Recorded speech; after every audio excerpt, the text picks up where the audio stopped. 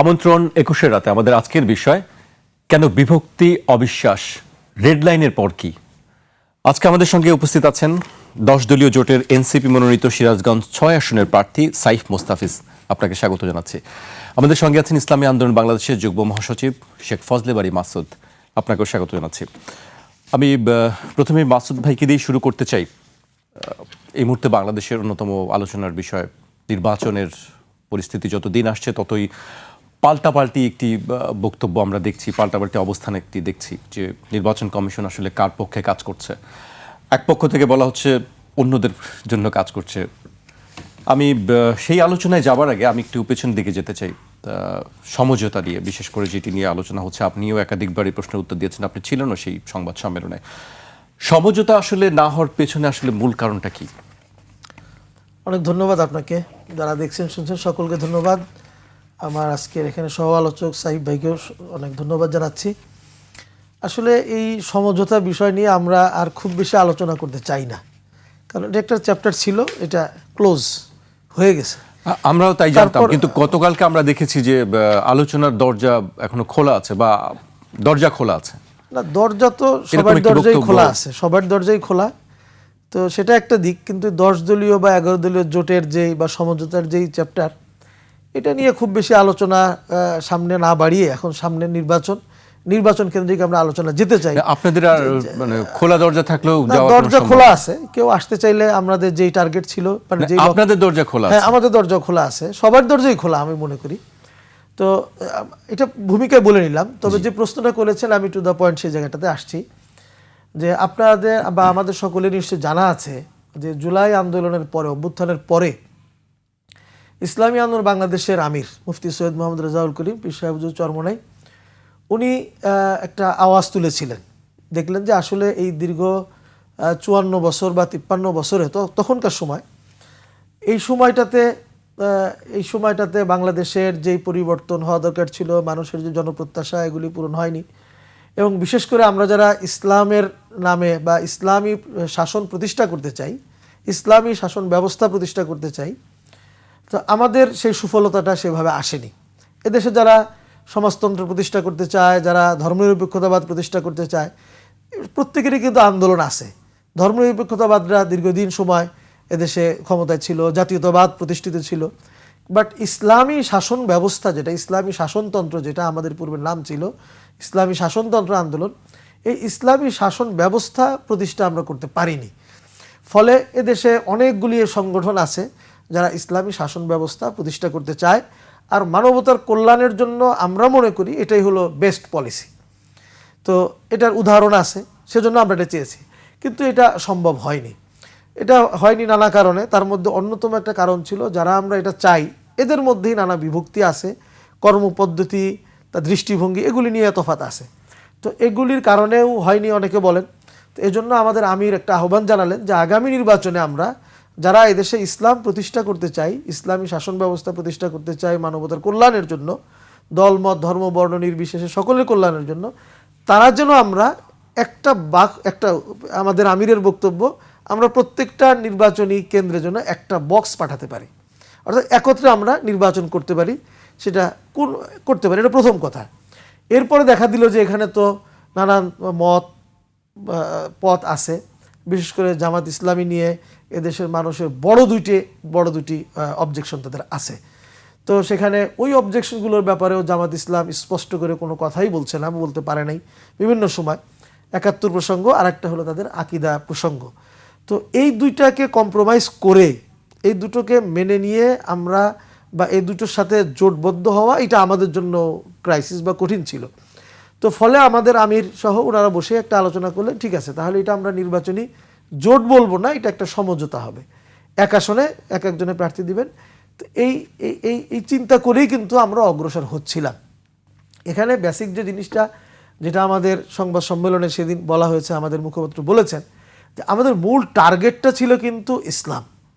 এই টার্গেট নিয়ে আমরা অগ্রসর হচ্ছিলাম। কিন্তু দুর্ভাগ্য হলো যে পদে পদে আমরা দেখলাম, আমরা যাদেরকে নিয়ে চলেছি, শুরুটা করেছিলাম প্রথমে আমরা স্রেফ কয়েকটি ইসলামী দলকে নিয়ে, এরপরে সেখানে জামাত ইসলাম যুক্ত হলো। তো তারপরেও আমরা কিন্তু এখানে ছিলাম। এরপরে আমরা দেখলাম সেখানে জাকপা এবং LDP Bangladesh development party BDP সেখানে যুক্ত হলো। এই যুক্ত হলেই তখন কিন্তু প্রশ্ন আসতে লাগলো যে আপনারা বললেন ইসলামের অনবক্স, এখন দেখছি যে ইসলামের বাহিরেও কিছু চলে আসছে। তখনও আমরা মেনে নিয়েছি যে না চলুক, কিছুটা চলতে পারে। তো পরবর্তীতে আমরা দেখলাম যে আমাদের অজান্তে আরও কিছু দলকে জামাত ইসলাম এখানে ইনক্লুড করলো এককভাবে। এই করার পরে দেখলাম এর সাথে সাথে আমরা জামাত ইসলামের যে সকল আচরণগুলি দেখতে লাগলাম যে তারা আসলে বলতে শুরু করলো যে তারা ইসলামী শাসন ব্যবস্থা, শরঈ ব্যবস্থা এটা তারা প্রতিষ্ঠা করতে চানও না, সেটাও বলেন না, মানে চান না, বা এটা প্রতিষ্ঠা করতে তারা চান না এটা বললেন। এবং আমরা দেখলাম কি তারা এমন কিছু আচরণ, এমন কিছু কার্যক্রম করতে লাগলেন যেটা আসলে শরিয়া ভিত্তিক আমরা যে রাষ্ট্র প্রতিষ্ঠা করতে চাই সেটার সাথে এটা সাংঘর্ষিক, এরকম আচরণ করতে লাগলেন। এটা ধারাবাহিকভাবে চলছিল, আমরাও কিন্তু এই বিষয়ে আমাদের মধ্যে অ্যানালাইসিস চলছিল। এরপরে একটা পর্যায়ে এসে আমরা দেখলাম যে তাদের সাথে আমাদের আরও কিছু বিষয়ে ছোট ছোট করে করে করে করে অনেক বিষয় এখানে জমা হয়ে গেল, যে যাতে দেখা গেল যে আসলে তাদের সাথে আমাদের চলাটা আর বোধহয় সম্ভব হবে না।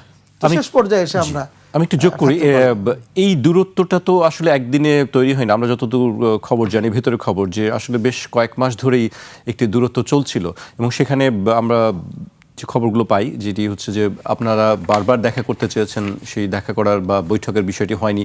আপনারা বলছেন যে আপনাদেরকে বাদ দিয়ে, আপনাদেরকে অ্যাভয়েড করে এনসিপির সঙ্গে জামায়াত ইসলামী বেশি আগ্রহী ছিল।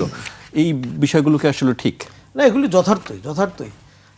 আমাদের কথাটা হলো যে এনসিপি বা এলডিপি বলেন, আরও যেসব দল আছে এদের সাথে যে অ্যালায়েন্স করা যাবে না তা না, করা যেতেই পারে, আগেও তারা করেছে, এখনও করা যেতে পারে, সমস্যা নেই। কিন্তু আমরা যে গোলটাকে সামনে নিয়ে একত্রিত হয়েছি সেই গোলটা তো আমাদের থাকছে না, যে কারণে এটা একটা বিষয়। আরেকটা হলো আপনি যে বিষয়টা আনলেন সেটা হলো আমাদের মুখপাত্র সেদিন বলেছেন বিষয়টা, যে আমাদের এখানে কয়েকটা কারণে, তার মধ্যে বেসিক জায়গাটা আমি প্রথম বললাম, এর বাহিরেও আসন সমঝোতা নিয়েও আমাদের সাথে একটা দূরত্ব তৈরি হয়েছে। তো সেটা নিয়ে অনেক দীর্ঘ আলাপ, এত সময় আপনার হবে কিনা আমি জানি না, দীর্ঘ আলাপ। বাকি এখানে আমাদের মারাত্মক তিক্ততা তৈরি হয়েছে। আমাদের এখানে বাংলাদেশে ইসলামী আন্দোলন, বাংলাদেশের অবস্থানটা কি এটা আমরা সকলেই জানি, দেশবাসী জানে। কিন্তু আমরা দেখলাম জামাত ক্রমান্বয়ে তারা কেন যেন জরিপ নির্ভর একটা দল হয়ে যাচ্ছে। তারা কথায় কথায় জরিপ, এবং যেই জরিপ বাংলাদেশে জরিপের আমরা কোনো আগাগোড়া দেখি না। সোজা বাংলায় বলতে জোয়ার ভাটার দেশে একবার দেখি যে অমুক দল 70%, পরের জরিপে দেখি তারা 40%। হয়েছে তো এটা, তাই না? বিএনপিকে একবার দিল 70%, একটি প্রশ্ন থাকে যে আসলে এখানে পেইড ভার্সনে অনেক পেইডের মাধ্যমে অনেক জরিপ হয়। তো এই জরিপ নির্ভর হয়ে যাওয়াতে তারা দেখলাম যে ইসলামী আন্দোলন বাংলাদেশকে তারা ক্রমেই একটা কোণঠাসা করে ফেলার তারা সেদিকে অগ্রসর হচ্ছে না। এটা তো হতে পারে না। ইসলামী আন্দোলন বাংলাদেশ এতদিন কাজ করছে, আমাদের ভোট ব্যাংক বাড়ছে প্রতিনিয়ত। তো সেই জায়গাটাতে আমরা কারো পদলেহী হয়ে বা তাদের সাথে করে ওভাবে তো আমাদের থাকার প্রয়োজন নেই। আমাদের তো আত্মসম্মান আছে, আমাদের সংগঠন আছে। জি মাসুদ ভাই, আপনার কাছে আমি আবারও আসবো। এই পর্যায়ে আমি সাইফ মোস্তাফিজের কাছে আসতে চাই। আজকের দিনের ঘটনা দিয়ে আমি শুরু করতে চাই। আজকে নির্বাচন কমিশনের সামনে ছাত্রদের অবস্থান ছিল, তারা বলছেন যে রাজনৈতিক প্রভাব মুক্ত হয়ে কাজ করবে। আমি আলোচনায় যাবার আগে একটি বক্তব্য উল্লেখ করতে চাই। ছাত্রদল সভাপতি রাকিবুল ইসলাম রাকিব বলেছেন, আমরা লক্ষ্য করছি একটি বিশেষ রাজনৈতিক গোষ্ঠী প্রতিনিয়ত নির্বাচন কমিশনারদের সঙ্গে সাক্ষাৎ করছে।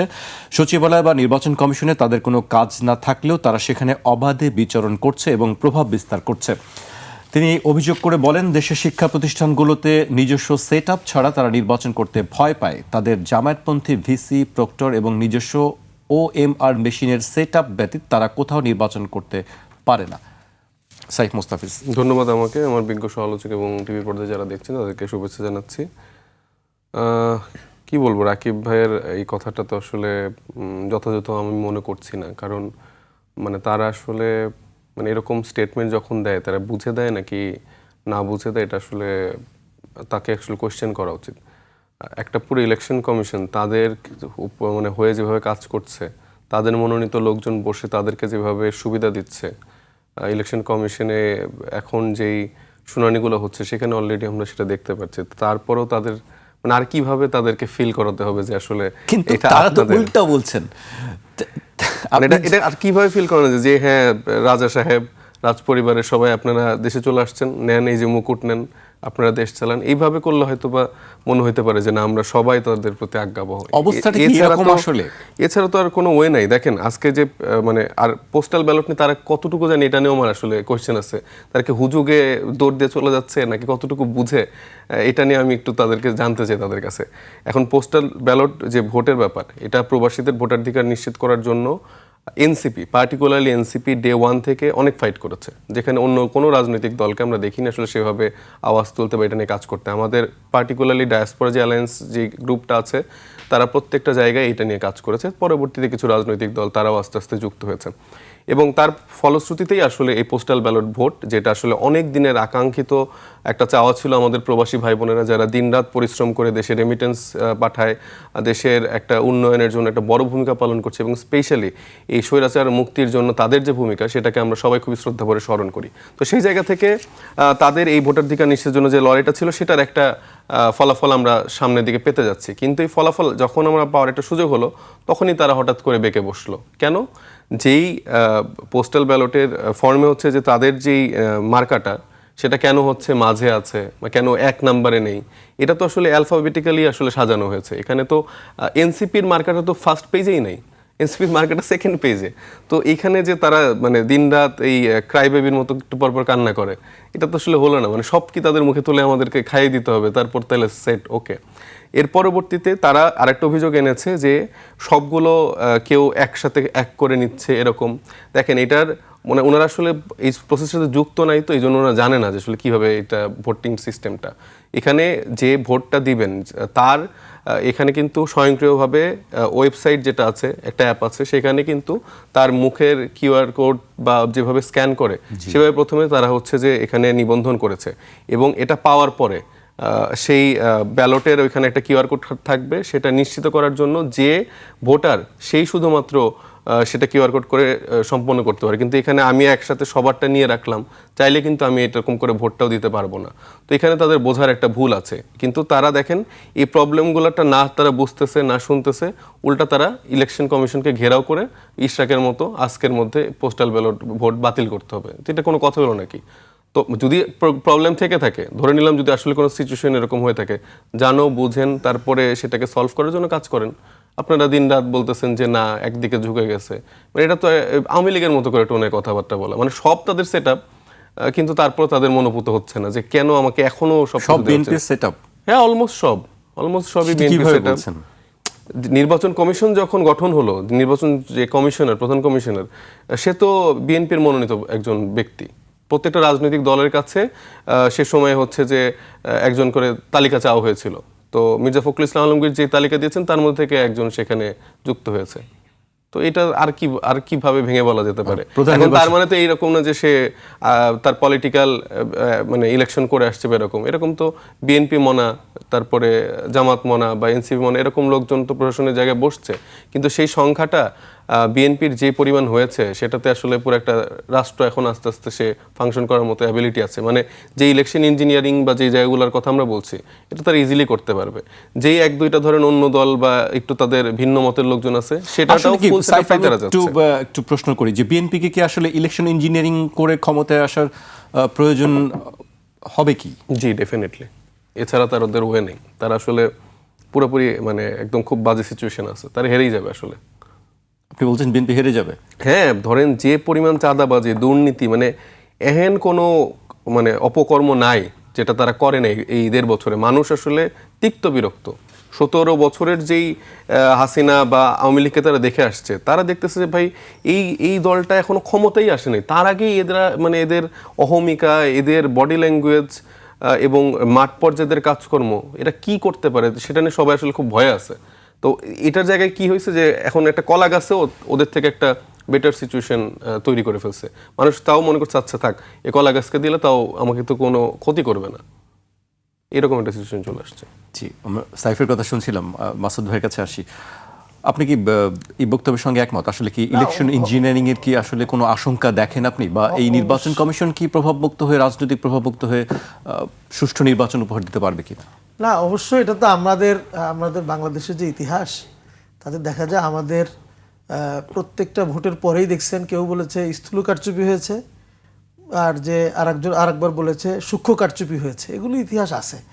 আর আমিও দেখেছি বা আমাদেরও যতটুকু জানা যে ইলেকশন মাঠে যতটুকু হয় ইঞ্জিনিয়ারিংটা তার চেয়ে বেশি হয়। এটা আমাদের দুর্ভাগ্য, বাংলাদেশের জন্য আমাদের জন্য এগুলি খুবই দুর্ভাগ্য। সততা নিষ্ঠার সাথে ইঞ্জিনিয়ারিং ছাড়া ইলেকশন করবে বাংলাদেশে কেন যেন আমাদের, আমিও একজন নাগরিক, যারা ইঞ্জিনিয়ারিং করে তারাও এই দেশের নাগরিক, কেন যে আমরা সততার উপরে যেতে পারি না, এটা আমাদের জন্য খুবই দুর্ভাগ্য। এটা আমাদের শিক্ষার অভাব নিশ্চয়ই, এর সাথে সাথে আমাদের পারিবারিক শিক্ষার অভাব, নানা জায়গায় অভাব রয়েছে, যে কারণে মানে যে যায় লঙ্কায় সে হয় হনুমান, সেভাবেই হচ্ছে। ফলে আমাদের ইঞ্জিনিয়ারিংয়ের ভয় নিঃসন্দেহে আছে। আমি শুধু এক জায়গার ভয় করছি না, মানে অনেক পক্ষরই এখানে আমাদের ভয় আছে। যেমন ইউনিভার্সিটিগুলোতে জামাতের কোনো ইঞ্জিনিয়ারিং ছিল কি না এ ব্যাপারে যেরকম কথা আছে, নিশ্চয়ই আছে কথা। এবং আমরা দেখছি যে ইলেকশন কমিশনে বিএনপির ইঞ্জিনিয়ারিংয়ের ব্যাপারে হয়তো এখন একটা প্রতিযোগিতা চলছে, কে কত বেশি ইঞ্জিনিয়ারিংটা করতে পারবে। তো এই কারণ জানে যে তারা মাঠের ভোটের চাইতে ইঞ্জিনিয়ারিং করে হয়তো বেশি পাওয়া যায়, এরকম তারা তো জানে। আগে তো অনেকে পাওয়ারে ছিল, পাওয়ারের কাছাকাছি ছিল, পাওয়ারের সাথে সংশ্লিষ্ট ছিল, এরা জানে যে মাঠে কতটুকু হয় আর ইঞ্জিনিয়ারিং কতটুকু হয়। তো সেজন্য তারা উভয়ই সকলেই অন্যরাও সেভাবে চেষ্টা করেই যাচ্ছে যে ইঞ্জিনিয়ারিংটা যেন যথার্থ করতে পারে। এবং তারা এভাবেই করছে যে করব আমি, কিন্তু হাকটাও দিব জোরে, এই কে করলো রে, আবার উনি করতেছে উনিও আবার হাক দিবে, কথার কথা। তাহলে যেন সেটাই দেখছি, সেটাই হচ্ছে, বক্তব্য পাল্টা বক্তব্য, সেটাই কিন্তু হচ্ছে এবং লাস্টলি হবে বলে আমাদের কাছে ভয় লাগতেছে। তো আমরা আসলে চাই যে ইঞ্জিনিয়ারিংটা না হোক, এদেশের মানুষ ভোট দিক। আর উনি বিএনপির যে কথা বললেন এটা তো বাস্তব, আমরা ডে ওয়ান থেকেই দেখছি। যেদিন মানে হাসিনা পালিয়ে গেল, সেই যাওয়ার হয়তো হাসিনা ফ্লাইটে বা হেলিকপ্টারে গেছে না যেতে গেছে, তার ওই বাহনে ওঠার পরপরই শুরু হয়ে গেছে।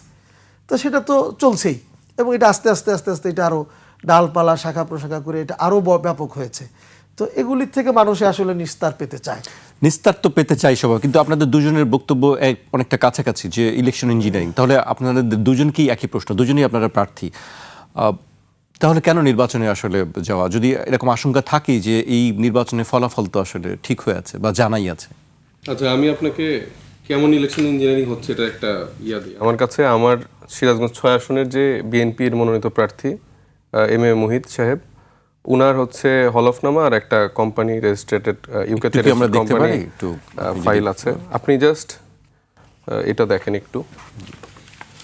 তো আমি একটু ছোট করে গল্পটা বলি, তাহলে তো বুঝতে ভালো হবে। তো আমাদের তো কাজ না, ধরেন কে দ্বৈত নাগরিক বা কে ঋণ খেলাপি এটা বের করে, এটা কি একজন প্রার্থীর কাজ? সেটা তো না, নির্বাচন কমিশন, এটা নির্বাচন কমিশনে বা ওইখানকার যে প্রশাসন আছে, দায়িত্বশীল আছে, তাদের কাজ। তো আমরা যখন আমাদের মনোনয়ন বৈধতা পেল, যেদিন আমাদের ঘোষণা করলো, তখন আমি দেখতে পেলাম যে সোশ্যাল মিডিয়াগুলোতে এম এ মুহিত সাহেব আছেন, উনার ব্যাপারে হচ্ছে দ্বৈত নাগরিকত্বের বিভিন্ন ইনফরমেশন আসা শুরু করলো। তো আমরা তো সারপ্রাইজ যে আসলে আমরা তো আস্থা রাখতে যাচ্ছি নির্বাচন কমিশনের প্রতি, যে তারা আসলেই যাচাই বাছাই করে প্রত্যেকটা বিষয় দেখবে, যেটা আমাদের ক্ষেত্রেও দেখতেছে বা আমরা দেখতে পাচ্ছি যে আমাদের ক্ষেত্রে খুবই কঠোরভাবে তারা দেখছে। আমি সবচেয়ে সব দলের ক্ষেত্রে, কিন্তু যখন এটা দেখলাম তখন আমি আমার জায়গা থেকে আমার যেই রাজনৈতিক অধিকার, নাগরিক অধিকার, আমি প্রার্থী হিসেবে তার বিরুদ্ধে আপিল করলাম। আপিল করার সময় আমি তাদেরকে জিজ্ঞেস করলাম যে আপনারা কি এটা ভেরিফাই করেন নাই? বলছে এটা তো আপনারা দেখবেন, আপনারা বের করেন। তো তাদের এই কথাটা শুনে প্রথমে বুঝলাম যে আসলে তারা কতটুকু একটা দলের প্রতি বায়াসড। ঠিক আছে, ফাইন। তো তারপরে গতকালকে আমার শুনানি ছিল, ওনারাই বলছেন যে এটা আপনারা দেখবেন, এটা নাকি আমাদের বের করার কাজ। মানে আমি বলছি এই ইনফরমেশনগুলো আপনারা চেক করে বের করবেন না। তো গতকালকে আমার শুনানি ছিল, তো শুনানিতে আমাদের কাছে ধরেন অ্যাজ এ সিটিজেন আমাদের কাছে তো খুব বেশি ইনফরমেশন পাওয়ার সুযোগ নেই। এই যে আপনি দেখেন এটা একটা মানে UK.gov-এর অফিসিয়াল সাইটের কোম্পানি রেজিস্টার্ড একটা জায়গা। আমি এখানে মুহিত সাহেবের যেই ইলেকশনে যে হলফনামা দিয়েছে সেখানে দু একটা ইনফরমেশন বলি, আপনি জাস্ট একটু মিলাই নেন। একটু 3 নম্বর পেজে দেখেন ওনার নাম কি এম এ মুহিত দেয়া আছে কিনা, 3-তে এম এ মুহিত দেয়া আছে। তারপরে আপনি এরপরের কয়েকটা পেজে যান, প্রবাবলি এটাতেই, এখানে ওনার মেয়ের নাম হচ্ছে শামামা মুহিত কন্যা, এই যে এখানেও কিন্তু সেটা দেয়া আছে। তারপরে এখানে ওনার যে বয়স, ওনার বয়সও সেম, তারপরে ওনার যে ওয়াইফের নাম সেটাও সেম। তো এখান থেকে তো মোটামুটি তার দেয়া প্রাপ্ত তথ্য অনুযায়ী এই কোম্পানিটা রেজিস্ট্রেড হয়েছে ইউকেতে এবং এটা ইউকের অফিসিয়াল ইউনাইটেড কিংডমের তো এই ইনফরমেশনটা দিছি দেওয়ার পরে এখন যেই যখন আপিল শুনানি হচ্ছে তো সেখানে আমাদের সাইড থেকে যখন আমরা জাস্ট বলার চেষ্টা করলাম উনি সরাসরি ওনার দিকে চলে গেল জাস্ট কয়েকটা কোয়েশ্চেনে যে আচ্ছা আপনি কি ওখানকার নাগরিক মানে উনি পারলে কোয়েশ্চেনের উত্তরটাও দিয়ে দিচ্ছে উনি বলার চেষ্টা করছে যে না আমি মানে সারা জীবন পড়ালেখা এখানে করছি তারপরে 15 বছর ওইখানে পিএইচডি করছি বা এরকম সেই ইনফরমেশন দেওয়ার চেষ্টা করলো তারপরে বলছে যে উনি বলছে যে আপনি ছিলেন না তো কখনো তাই না বললো যে না না আমি কখনো নাগরিক ছিলাম না তো এই আমরা যখন আমাদের সাইট থেকে যখন বলার চেষ্টা করলো বলছে যে হ্যাঁ এটা একটা থার্ড পার্টি ওয়েবসাইটের ইনফরমেশন এটা কোনো এরকম ভ্যালিড না তো আমি এতগুলো তথ্য দিলাম যেখানে অনেকগুলো ইনফরমেশন একসাথে মিলতেছে তো আপনার তো সুযোগ ছিল যে এই ইনফরমেশনের থ্রুতে তার পাসপোর্ট নাম্বার বা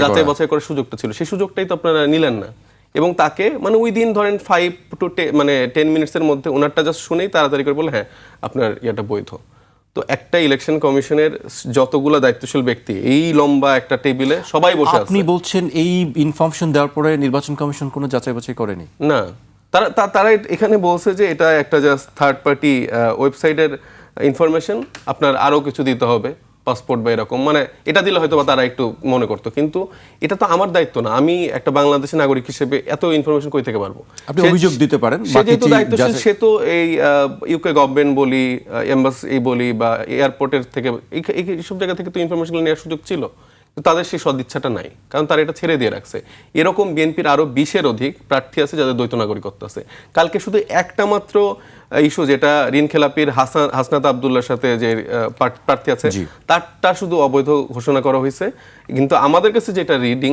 সেটা হচ্ছে যে একটা আসনকে তারা আইওয়াশ দেখিয়ে যেই দেখেন আমরা কিন্তু সততার বিমূর্ত প্রতীক আমরা হচ্ছে আপনাদের প্রতি বায়াসড একটা ইলেকশন কমিশন বিএনপির প্রতি কিন্তু আমাদের কোনো বায়াসনেস নেই কিন্তু বাকি সবগুলো এরকম করে চড়াই উতরে করে পার করে দিয়েছে যেগুলাতে হচ্ছে যে পাসপোর্ট কপিও দিয়েছে অন্যান্য আসনগুলোতে সেগুলো হচ্ছে যে ঝুলিয়ে রাখছে আজকে সম্ভবত সেটার একটা সিদ্ধান্ত আসার কথা তো একটা নির্বাচন কমিশনে যদি এইভাবে চলতে থাকে মানে আমি আর কি এক্সাম্পল দেব আপনার সামনে তার হলফনামা সেই রেজিস্টার্ড ইউকের অফিসিয়াল গভর্নমেন্টের ওয়েবসাইট থেকে কোম্পানির সব ইনফরমেশনগুলো দিলাম চাইলে যারা আমাদের দর্শকরা আছে তারাও একটু রিচেক করে নিতে পারেন তাইলে বুঝেন আপনারা আসলে কোন নির্বাচন কমিশনের অধীনে কিভাবে আসলে ইলেকশনটা করতে যাচ্ছেন সো এত কিছুর পরও আমরা তো আসলে এই তরুণরাই তো মাঠে থেকে ছাত্র জনতা সবাই মিলে এই অভ্যুত্থানটা সফল করছি একটা নতুন বাংলাদেশ বিনির্মাণের জন্য একটা পরিবর্তিত বাংলাদেশ চাওয়ার জন্য যেখানে একটা সিস্টেমেটিক পরিবর্তন হবে কিন্তু সেই সিস্টেমেটিক পরিবর্তনের জন্য এখন গণভোটের জন্য আমরা হ্যাঁ ক্যাম্পেইন করছি কিন্তু ওই দলটা আসলে সেটাতেও না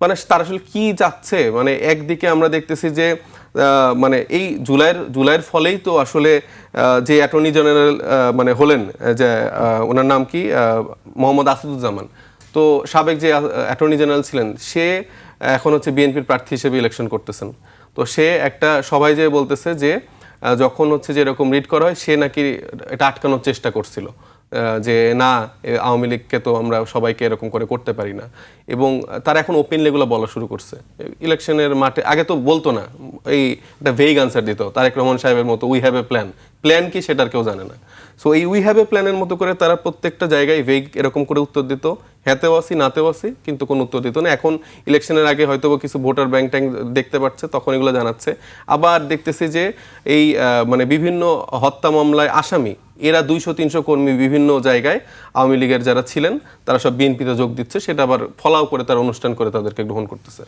এই যদি হয় বিএনপির অবস্থা আপনার কথাই আমি বলি যে এই যদি হয় বা আপনার বক্তব্য অনুযায়ী যদি অবস্থা যদি এটাই হয় যে আপনারা বুঝতে পারছেন তাহলে কেন আসলে সেই নির্বাচনে আপনারা পার্টিসিপেট করছেন আমরা তো চেষ্টা করতেছি সর্বোচ্চ মানে বলে কয়ে প্রতিবাদ করে সর্বোচ্চ চেষ্টাটা আমরা তো করে যাচ্ছি কারণ আমরা তো নতুন করে আর কোনো রক্তপাত চাই না আর কোনো হানাহানি চাই না আমরা চাই নতুন বাংলাদেশে এই ফ্যাসিবাদ বিরোধী সকল শক্তি মিলে একসাথে আমার আপনার মতো পার্থক্য অবশ্যই থাকবে আমি আমার আইডিওলজি নিয়ে আমি আমার মুভমেন্ট বা আমি আমার জায়গা থেকে যে ইশতেহারটা জনগণের জন্য আমি রেডি করেছি সেটা নিয়ে আমি তার দাঁড়ে দাঁড়ে যাই সে যদি মনে করে আমাকে ভোট দিবে প্রশাসন জাস্ট নিউট্রালি তাদের জায়গাটা পালন করুক না এনসিপি না জামাত না বিএনপি না ভাইদের কারো পক্ষে তো হওয়ার দরকার নেই এই চেয়ারটাই বসছেন আপনাদের একটা অর্পিত একটা আমানত সেটা আপনারা পালন করেন এখানে কাউকে আলাদা করে সুযোগটা তো দেওয়ার দরকার নেই কিন্তু তারা না করে এইগুলা করতেছে এবং এই যে বিএনপি যেসব সিনিয়র লিডাররা আছে তাদেরকে তো আমি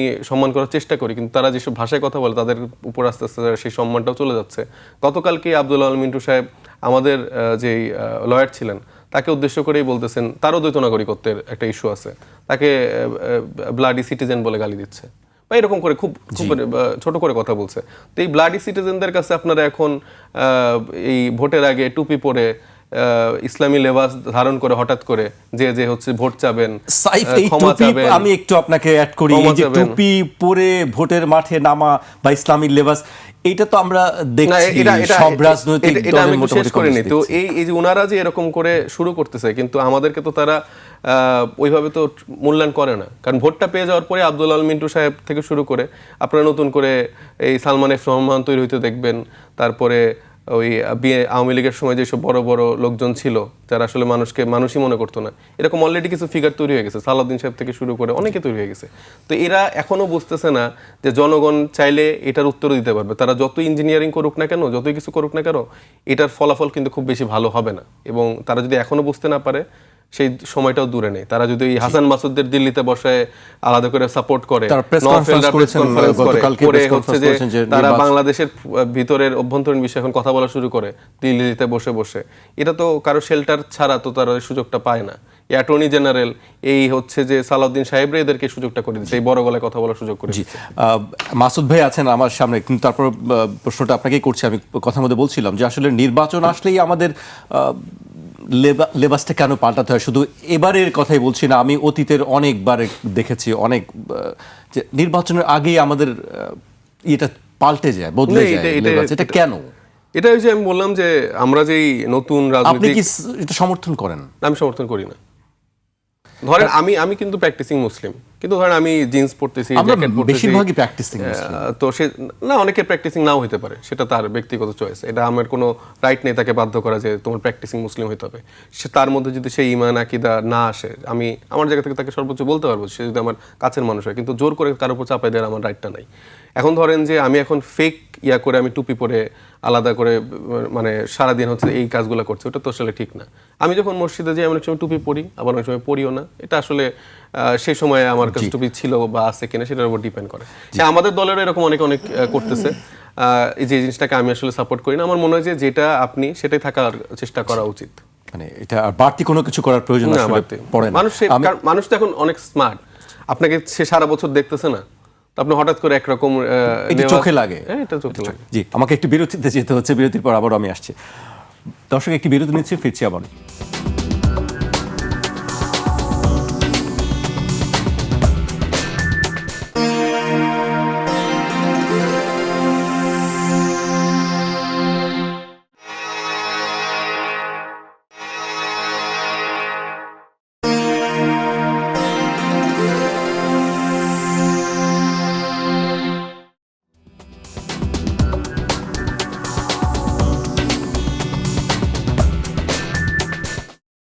বিরতির পর আবার স্বাগত। আপনারা দেখছেন ২১ রাত।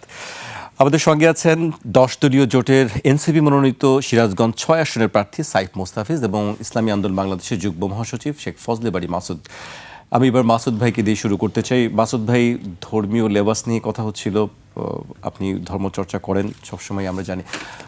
আরেকটি ইঞ্জিনিয়ারিং ইলেকশন নিয়েও আপনার কাছে প্রশ্ন ছিল। আসলে এই দুইটা বিষয় আপনি আসলে কিভাবে দেখছেন? অনেক ধন্যবাদ। সাইফ ভাইয়ের পরিচয় দিলেন, আমার আরেকটা পরিচয় দিয়েন, সেটা হলো আমি ঢাকা 11-র ইসলামী আন্দোলন বাংলাদেশ মনোনীত প্রার্থী। হাত পাখা আমি আগেও একাধিকবার বলেছি, এই জন্য আজকে আর এটা বলতে যাই হোক, চাইনি। এখন ইলেকশন ইঞ্জিনিয়ারিং এর ব্যাপারে আসলে আমিও ডকুমেন্ট নিয়ে আসতে পারতাম।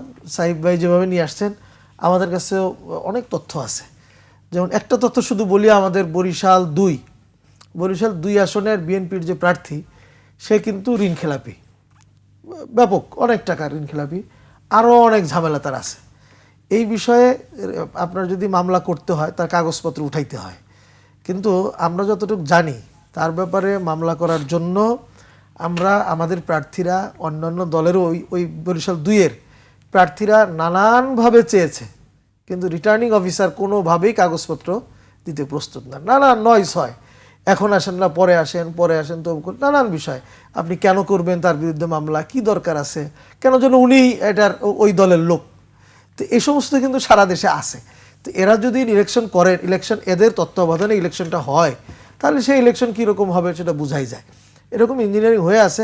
আমি একটু আগে যেটা বলতেছিলাম, যেটা আমাদের দুর্ভাগ্য, যে মানুষ দেখবেন একটা গরু যখন একটা গরু এক জায়গায় ঘাস খাচ্ছে, একটা গরুকে যদি আপনি বাড়ি দেন, অন্য গরুগুলো কিন্তু ভয়তে দৌড় দেয়। কিন্তু আমাদের মানুষের মধ্যে এমন কিছু মানুষ আছে যারা একজনের বিমানে উঠা দেখে আর অন্যরা শিক্ষা নেয় না। এটা হলো দুর্ভাগ্য আমাদের দেশে। তারা ওই ঘটনা থেকে শিক্ষা নেয় না, যে কারণে মানুষ এই যে আওয়ামী লীগের ফ্যাসিজমের যেই ঘটনা দেখলো, তাদের কি দুর্দশা হলো, এটা দেখে কিন্তু এদেশের সকলেরই শিক্ষা নেওয়া উচিত ছিল, যে না আমরা অন্তত শিক্ষা নিছে। তারাও 17 বছর থেকে ওরাও এরকম প্লেনে পালাই যাবে, এরাও পালানোর একটা পাসপোর্ট তো আছে। মানে ওই শেষের দিনেরটা নেয় না, এরা আগের থেকেই শিক্ষা নিয়ে আসতেছে, আগের গুলিও শিক্ষা নিচ্ছে, তো ওই অনুযায়ী তারা প্রস্তুতি নিচ্ছে প্লেনে ওঠার জন্য। পাসপোর্টও তো আছে তাদের, পালাইতে পারবে, সমস্যা নেই। তো যাই হোক, এটা খুব দুর্ভাগ্য, এটা হওয়া উচিত ছিল না। তো এটার থেকে ফিরে আসা দরকার। আর আপনি যেটা বললেন যে লেবাসে চেঞ্জ, ধর্মীয় লেবাস, কিন্তু যে প্রথম ওটাই আসি যে আপনারা ইলেকশন ইঞ্জিনিয়ারিং এর আশঙ্কা করছেন, যে সাইফ মোস্তাফিজ বলছিলেন যে তারা একটু দেখতে চান, তারা একটু যেটা নির্বাচন কমিশন মানে সুষ্ঠুভাবে দায়িত্ব পালন করতে পারে সেই সুযোগটা তারা দিতে চান। কিন্তু আপনারা আসলে কেন নির্বাচন করবেন? আমরাও করব। আমরা আসলে যদি নির্বাচন না করি, তাহলে তো এটা তারা আর একটু সুযোগ পেয়ে গেল। তো আমাদের মাঠে থাকতে হবে, মাঠে থেকে প্রতিরোধ করতে হবে যতটুকু পারা যায়। কিন্তু আমাদের প্রত্যাশা ছিল, আমরা গিয়েছিলাম ইলেকশন কমিশনে, আমরা যেটা দেখলাম যে আসলে ইলেকশন কমিশনে সেন্ট্রালে যারা বসে আছেন এখানে, তাদের সেই সক্ষমতা আছে কিনা আমার যথেষ্ট ডাউট।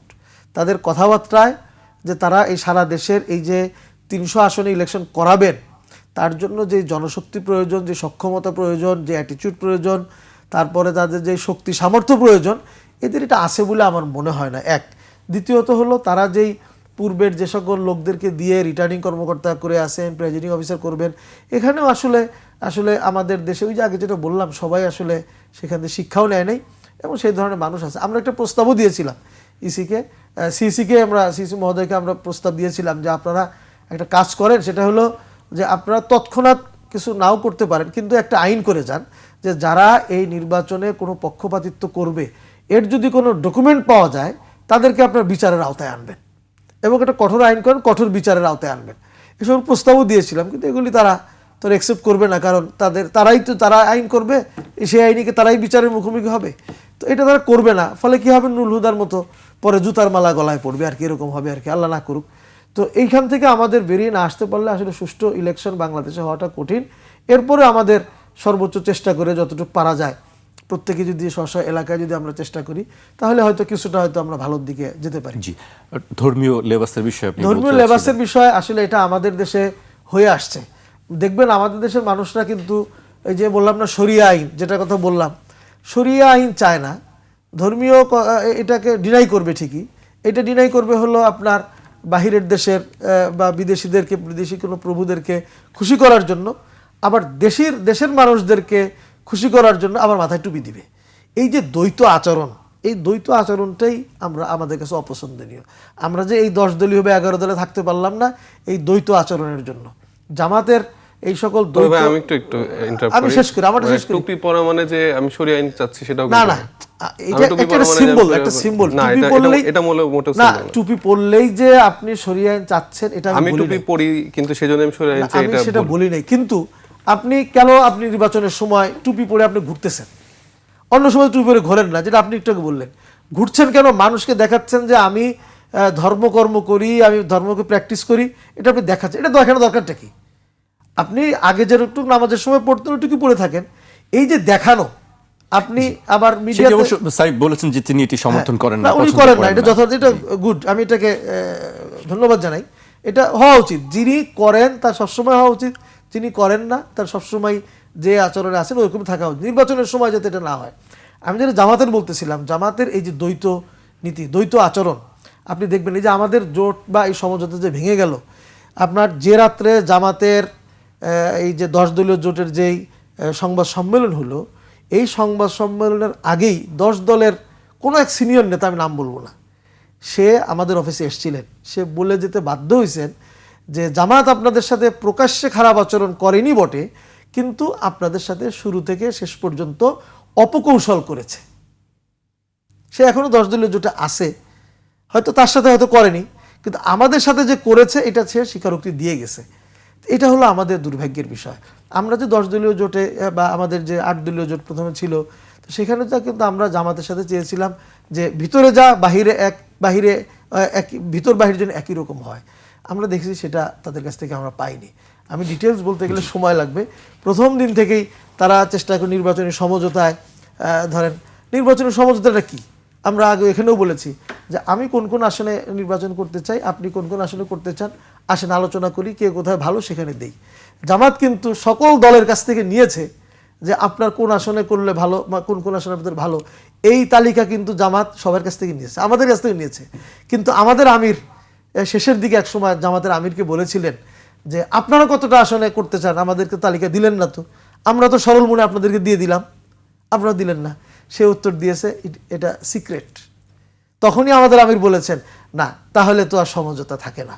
নিজেদের মধ্যে যদি একটি পার্সেন্টেজের কথা আমরা শুনেছি যে বলা হয়েছিল যে আপনারা তো এত পার্সেন্ট আসন পাবেন বা ভোট পাবেন, এরকম কথা বলা হয়েছিল। এটা তো তারা প্রথম থেকেই আমাদেরকে ওই যে তুচ্ছতাচ্ছিল্য করার যে মানসিকতা, এটা তাদের সবসময় আছে। তারা কয়দিন পর পর একটা জরিপ হাজির করে, করে করে তার আলোকে আমাদেরকে দেখাই দিয়েছে। এই জন্য আমি বললাম জামাত এখন জরিপ নির্ভর দল হয়ে যাচ্ছে। আর জরিপের একটা ছোট্ট ঘটনা আপনাকে বলি, জরিপের 2টা ঘটনা বলি, ছোট ছোট করেই বলি। আমাদের কাছে এক লোক এসে বলতেছে, ভাই কালকে কিন্তু আপনার মোড়ে মোড়ে লোক রাইখেন। হঠাৎ আমাদের একটা জেলায়, সম্ভবত ঝিনাইদহ জেলাতে বা কোনো একটা জেলাতে, মোড়ে মোড়ে লোক রাখেন। কিরে ভাই মোড়ে মোড়ে লোক রাখবো কেন? কালকে জামাতের জরিপ আসবে, ওরাও মোড়ে মোড়ে লোক আছে ওদের, আপনারাও লোক রাখেন, ও মোড়ে মোড়ে জিজ্ঞাসা করবে কাকে ভোট দিবেন, তখন কিন্তু বলতে হবে। আমি বললাম না, লা হাওলা ওয়ালা কুওয়াতা ইল্লা বিল্লাহ, এটা আবার কোন জরিপ? এই জরিপ তো আমাদের দরকার নাই। এই মোড়ে মোড়ে এই জরিপ দিয়ে দিয়ে ইসলামী আন্দোলনকে তারা ছোট করার জন্য চেষ্টা করেছে। আর এক জায়গায়, এটা ঢাকাতেই একটা আসনে, সেখানে তারা গল্প ছুটছে যে আমাদের এই আসনে, ওই আসনে ভোট হলো 4.5 লাখ।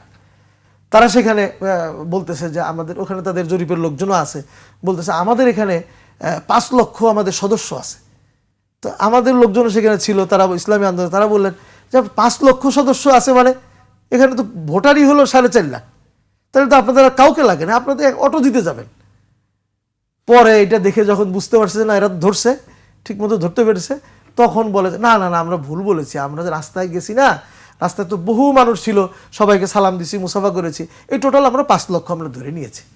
তো এই জরিপ দিয়ে তো ইসলামী আন্দোলনকে হজম করা আর গিলা, কিংবা তাদেরকে ভিন্ন দিকে ডাইভার্ট করা, তুচ্ছতাচ্ছিল্য করা, এটা কখনোই সম্ভব নয়। এজন্যই আমাদের সাথে আসলে এই সমঝোতাটা টিকেনি। আমি আপনার কাছে আবারও আসবো, এই পর্যায়ে আমি সাইফ মোস্তাফিজের কাছে আসতে চাই, কিন্তু তার আগে গতকাল একটি বক্তব্য আপনাদের দলের পক্ষ থেকে দেওয়া হয়েছে আসিফ মাহমুদ সজীব ভূঁইয়া, আমি সেই বক্তব্যের কিছু অংশ উল্লেখ করতে চাই। রোববার, আজকের কথা বলেছেন, রোববার প্রার্থিতা সংক্রান্ত আপিল শুনানির শেষ দিনটিকে নির্বাচন কমিশনের জন্য রেড লাইন বলে আখ্যা দিয়েছেন জাতীয় নাগরিক কমিটির মুখপাত্র ও দলটির কেন্দ্রীয় নির্বাচন পরিচালনা কমিটির চেয়ারম্যান আসিফ মাহমুদ সজীব ভূঁইয়া। তিনি বলেন আগামীকাল, মানে আজকের কথা বলেছেন, ইসি পক্ষপাত করে বা কোনো ফাঁক ফোকর দিয়ে ঋণখেলাপি ও দ্বৈত নাগরিকদের পার করে দেওয়ার চেষ্টা করলে আমরা নির্বাচন কমিশনের বিরুদ্ধে অ্যাকশনে যাব। তিনি আজকের দিনটিকে রেড লাইন বলেছেন, অ্যাকশনে যাওয়ার কথা বলেছেন। রেড লাইন পার হলে কি হবে? তাহলে আসলে আমরা, মানে আপনি তো বললেন যে কেন আপনারা এগুলাকে জেনেও দেখেও আপনারা সমর্থন করে যাচ্ছেন বা কিছু প্রতিবাদ করছেন না। আমরা যেটা বললাম যে এখানে মুরব্বী বা সিনিয়ররা যতটা অদায়িত্বশীল এবং যতটা ইগোয়েস্টিকভাবে সব কিছু ডিল করছে, আমার কেন হচ্ছে না, আমার কেন হবে না, সেই জায়গাটা থেকে তরুণরা ডে ওয়ান থেকে খুবই চেষ্টা করছে দায়িত্বশীলতার পরিচয় দেওয়ার। আমরা সেটাই করছি। মানে আমার মাঝে মাঝে মনে হয় যে আমার বয়স মনে হয় 60-70 হয়ে গেছে, এত দায়িত্বশীল আমি আচরণ করতেছি।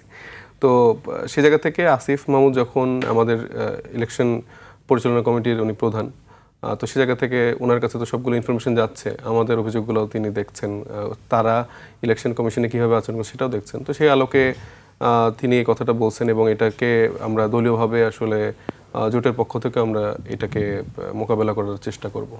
কিন্তু চেষ্টা করবো যেন জিনিসটা সুষ্ঠুভাবে ফিরে আসে, সবার জন্য যেন একটা পরিবেশ থাকে একটা ইলেকশন করার জন্য। মানে সেটি যদি না হয়, রেড লাইনের কথা তিনি বলেছেন, যে রাজনীতি কি আসলে আবার আমরা রাজপথেই কি দেখতে পাবো? প্রবাবলি, মানে এখন তো আমি জাস্ট বসে বসে মানে তারেক রহমান এবং তার বিএনপিকে তো মুখে তুলে আমি সবগুলো আসন দিয়ে দিব না। আপনি আমাকে এইভাবে প্রত্যেকটা জায়গায় যদি, মানে ইলেকশনের ফিল্ডে যাওয়ার আগেই যেই সিচুয়েশনগুলো তৈরি হয়েছে সেগুলোতেই আপনি যে পরিমাণ পক্ষপাতমূলক দৃষ্টান্ত দেখাই দিছেন, তো পরবর্তীতে মানে অলরেডি তো আমরা দেখতেছি মাসেল পাওয়ার, বা আমি সোশ্যাল মিডিয়াতে এইটা নিয়ে যখন কথা বলছি আমি দেখতে পাচ্ছি যে এই আমার বিএনপির প্রার্থীর লোকজন কিভাবে আমাকে থ্রেট দিচ্ছে, এই এলাকায় আয় দেখ কি করবি হ্যান ত্যান এরকম করে।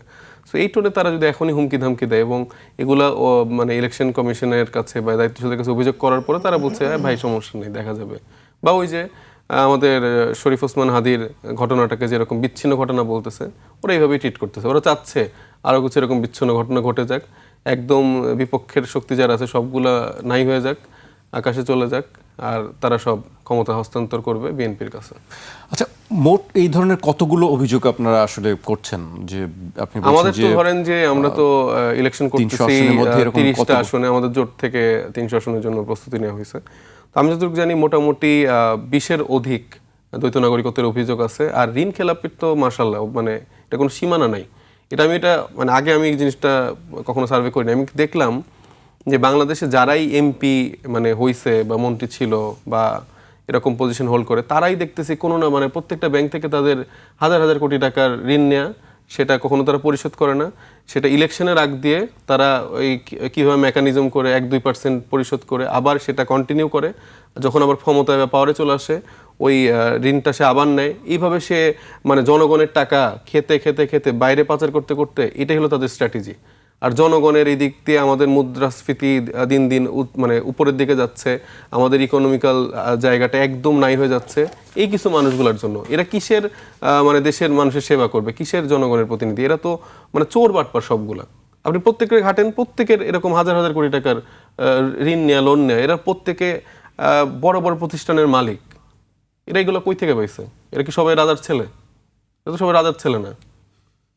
প্রেসিডেন্ট জিয়াউর রহমান সাহেব তো রাজা ছিলেন না। তিনি যখন মৃত্যুবরণ করেন আমরা তো দেখছি তার সততার জায়গাটা, আমরা দেখছি না একটা ট্রাঙ্কে জাস্ট কিছু জামা কাপড় ছিল, তাদের কোনো সহায় সম্পত্তি ছিল না।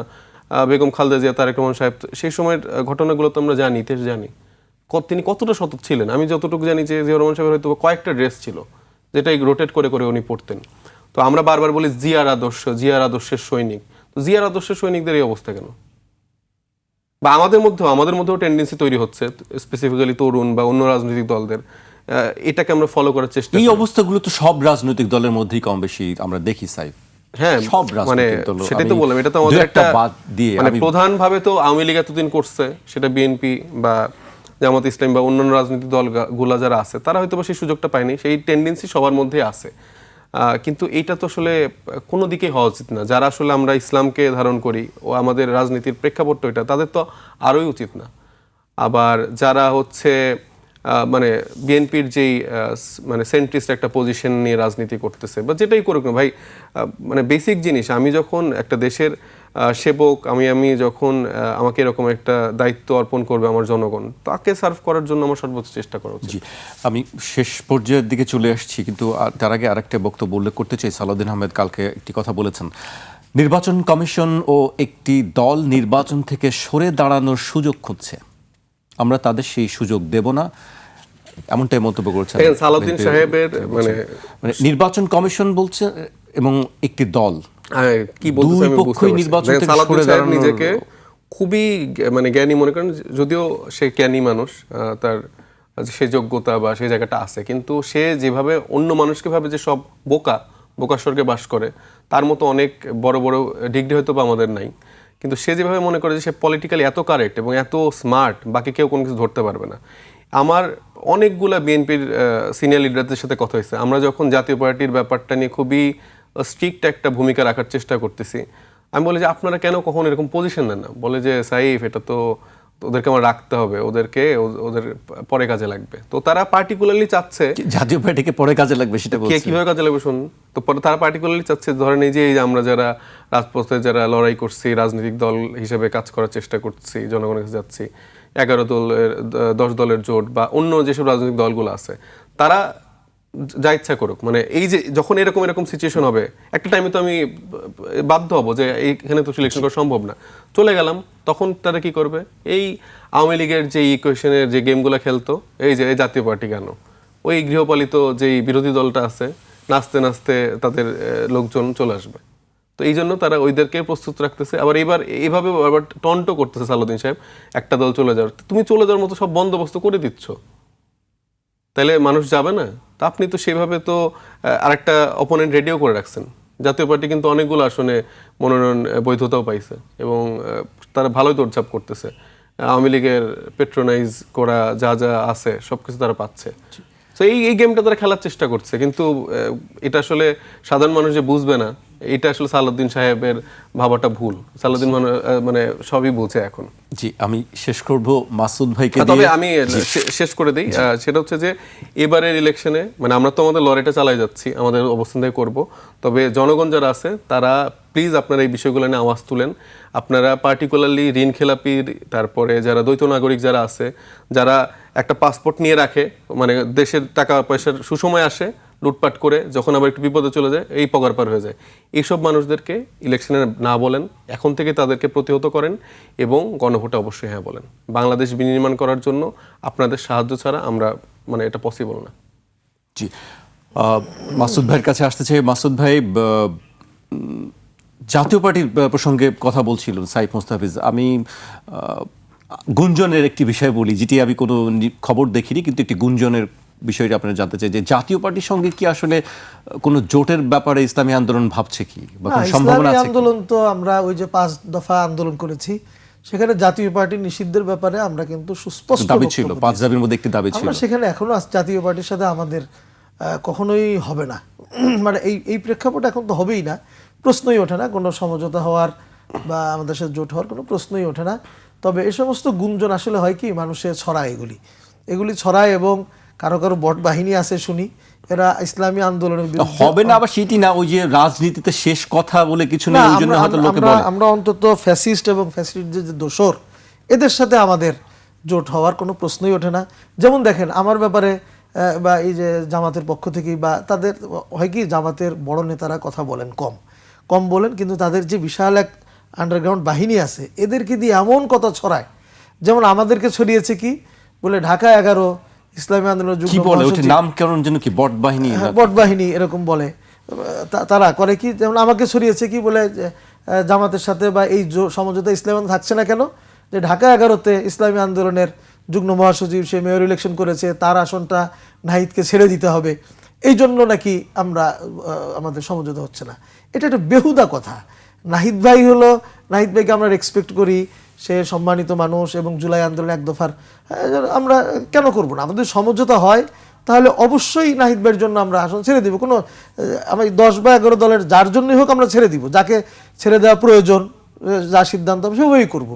হ্যাঁ, এখন যেহেতু সমঝোতা হয়নি, এখন আমি অবশ্যই 11তে ইলেকশন করব। এইটা কিছু কথাবার্তা ছড়িয়ে আমাদেরকে আবার কোনোভাবে ট্যাগিং করার জন্য চেষ্টা কেউ করে, এরকম আরও কিছু কথা ছড়িয়েছে এবং বলে কি যে ইসলামী আন্দোলন নাকি আগে জানতে চেয়েছে, আপনারা জামাতের কাছে নাকি জানতে চেয়েছে যে কে প্রধানমন্ত্রী হবে, কে অমুক মন্ত্রী হবে। এগুলি সব বেহুদা কথা, এগুলো আমরা শুনি, এগুলো ভুয়া কথা। এগুলি ইসলামী আন্দোলন এইসব ভাজ্যক হয়ে যায় নির্বাচনের আগে। এগুলিকে নির্বাচনের আগে এগুলি বলার জিনিস। কোথায় নির্বাচন আছে, কে কয়টা ভোট পাবেন তারও কোনো খবর নাই। ইসলামী আন্দোলনের সব ফালতু কথা নিয়ে দিনরাত কাটা, আর কোনো কাজ নাই ইসলামী আন্দোলন বাংলাদেশে। এগুলি ছড়ায়, এ সমস্ত গুজবে কান না দেওয়ার জন্য বলবো। এবং আমরাও মনে করি যে আগামী নির্বাচনে আমরা সৎ ব্যক্তিদেরকে বেছে বেছে এবং ইসলামের পক্ষে, আমরা বলি যেহেতু ইসলামের পক্ষে আমরা ইসলামী আন্দোলন বাংলাদেশ, আমরা মনে করি ইসলামের পক্ষে শক্তিকে তারা ভোট দিবেন এবং হায়ের পক্ষে, এই যে গণভোটে হায়ের পক্ষে যেন আমরা ভোটটা দেই। অনেক প্রোপাগান্ডা ইতিমধ্যে ছড়ানো হচ্ছে, হায়ের ভোট দিলে ইসলাম থাকবে না, অনেক কথা বলতেছে, কিন্তু বিএনপি এটা অনেক দল না বলেন যে বিএনপি এটা বলছে, বিএনপি বলছে, আরো কিছু লোক লাগিয়ে দিয়েছে। আমাকে আজকেও বলতেছে, ও আরো মজার বিষয় হলো হায়ের ব্যাপারে এমন কথা আজকে আসতেছে, আপনার এখানে আসার সময় একজনে বলতেছে যে ভাই এই জাতীয় নির্বাচনেও তো হানা ভোট থাকবে, এরপর ইউনিয়ন কাউন্সিল নির্বাচনের সময় কি হানা ভোট থাকবে? মানে মানুষকে কতভাবে মানে বিভ্রান্তির মধ্যে ছড়ানো হচ্ছে। আপনাদের দুজনকে অনেক ধন্যবাদ আমাদেরকে সময় দেওয়ার জন্য। দর্শক, আজ এখানে শেষ করছি। কাল আবার দেখা হবে ঠিক রাত 12টায়।